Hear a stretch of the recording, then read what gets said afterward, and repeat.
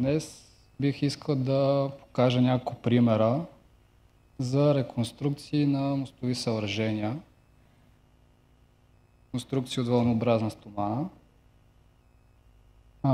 Първо, защо има нужда от такъв тип реконструкции?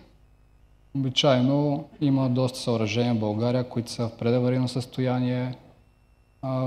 С увеличаването на потока от хора и коли има нужда от разширяване на габарит и също така при тяхната реконструкция понякога в някои населени места няма добри обходни маршрути.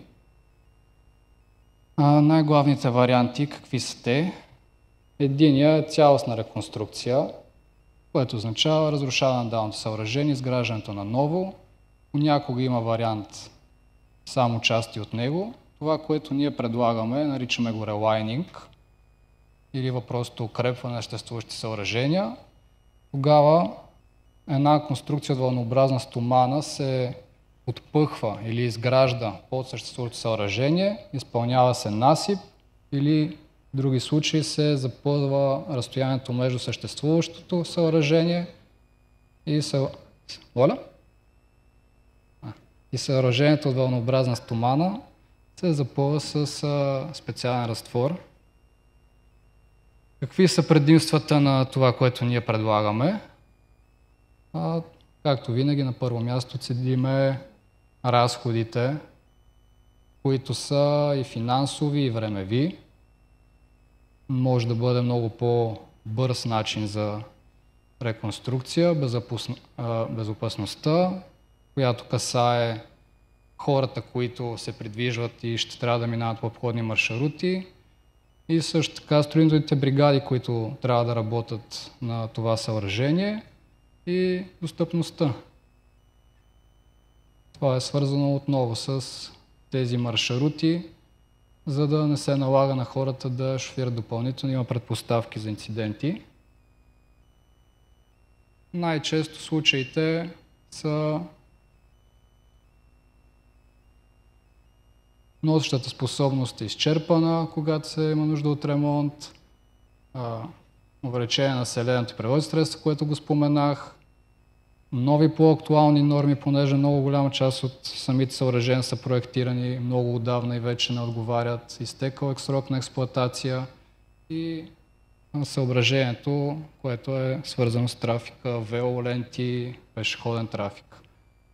Преди да премина към примерите, от 2003 година един пример, дали наистина това решение работи. Тук може да се види един сводов водосток с зидария и нашата конструкция най-дясно изградена вътре в него, като на самата зидария са поставени специални сензори, след това и на стоманата конструкция такава и са направени няколко тестови модела за натоварване.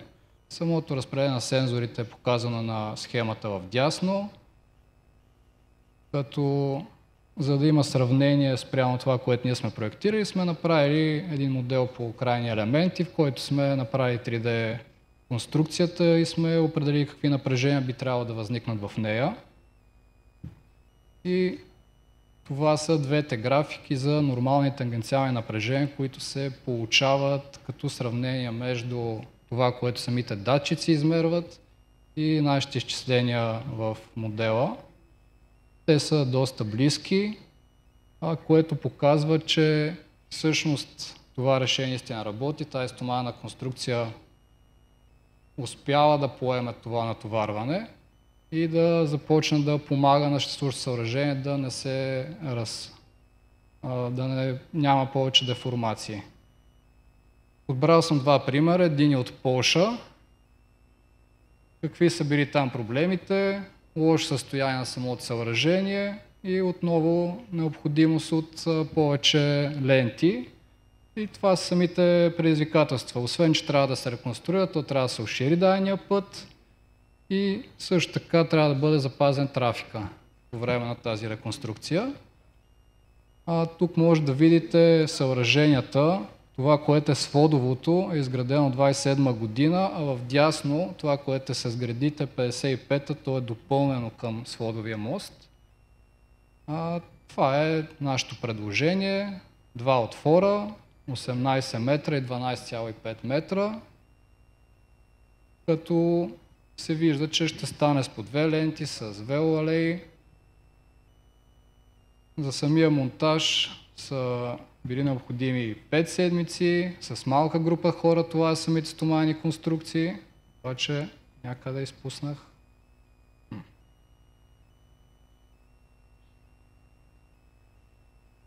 Добре. Един слайд ми избяга, но тук се вижда крайния резултат, как стоманната конструкция реално тя е продължила.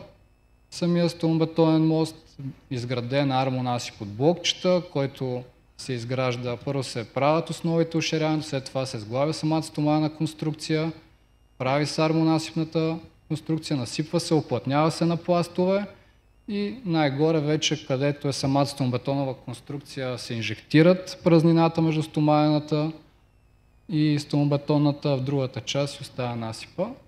И това е един пример от България, който изпълнихме. 4-отворно съоръжение на река Нишава. Тук се вижда как сме уширили отново фундаментите, изградили сме стоманните конструкции, след това правиме стомбетонни монолитни подпорни стени и вътре между тях е наша стоманна конструкция. В последен етап се премахва горното строене, прави се обратния насип, полагат се пътните слоеве и се открива самото съоръжение. Това бяха двата примера. Мерси за вниманието.